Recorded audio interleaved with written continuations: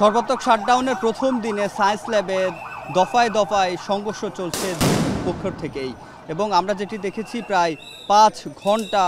এই সংঘর্ষ চলছে, ধাওয়া পাল্টা দেওয়া চলছে।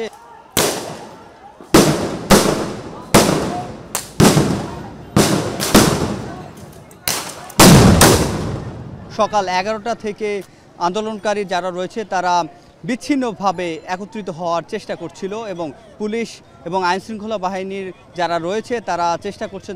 তাদেরকে ছত্রভঙ্গ করে দেওয়ার জন্য। এবং আমরা কয়েকবারই দেখেছি ধাওয়া পাল্টা দেওয়া হয়েছে এবং শিক্ষার্থীরা চারপাশ থেকে যখন একত্রিত হওয়ার চেষ্টা করছিল তখন পুলিশ তাদেরকে ধাওয়া দিয়ে সেখান থেকে ছত্রভঙ্গ করে দিয়েছে। তারপরও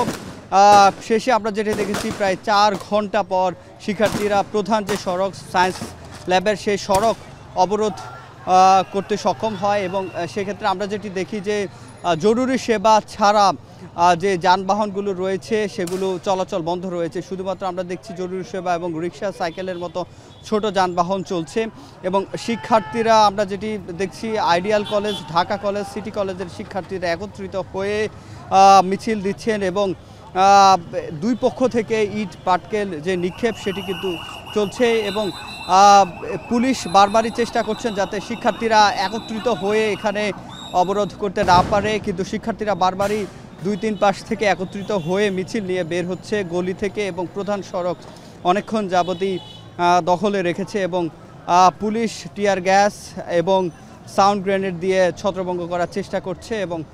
সেটিও আমরা কয়েকবার সফল হতে দেখেছি। তারপরও শিক্ষার্থীরা আবারও বের হয়ে আন্দোলনকারীরা একত্রিত হয়ে তাদের যে এক দফা দাবি এবং কোটা সংস্কারের যে দাবি সেটি তাদের স্লোগানে মিছিলে সেটি ফুটে উঠছিল এবং এর কারণে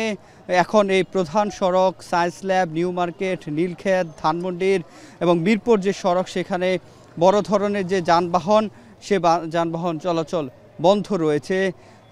এবং পুলিশ আইনশৃঙ্খলা বাহিনীর সদস্যরা পরিস্থিতি নিয়ন্ত্রণে আনার চেষ্টা করছে এবং আমরা যেটি দেখেছি সকাল থেকে স্কুল পড়ুয়া, এই সায়েন্স ল্যাব বোর্ডের সবচেয়ে বেশি আমরা স্কুল পড়ুয়া এবং কলেজ পড়ুয়া যে শিক্ষার্থীরা তাদেরকে সবচেয়ে বেশি দেখেছি এবং এখানে আমরা যেটি দেখছি রিক্সা ছাড়া বাকি যে যানবাহনগুলো বড় যানবাহন, বাস কিংবা ট্রাকের মতো এবং বড় লরি সেগুলো কিন্তু আমরা দেখিনি এবং যারা যাত্রীরা রয়েছেন তাদেরকে দূর দূরান্ত থেকে আমরা দেখেছি যে পায়ে হেঁটে তারা রওনা দিয়েছে এবং বলা যায় এখানে একটি থমথমে অবস্থা এই মুহূর্তে সায়েন্স ল্যাবে। একদিকে যারা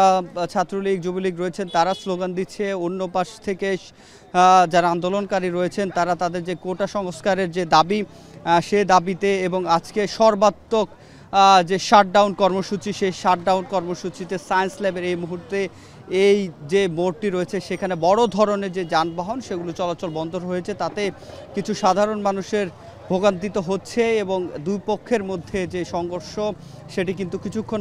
পরপরই যে থেমে যে সংঘর্ষ দুই পক্ষের মধ্যে সেটি কিন্তু আমরা দেখছি। তো এই ছিল আমার কাছে সায়েন্স ল্যাব বোর্ড থেকে সবশেষ।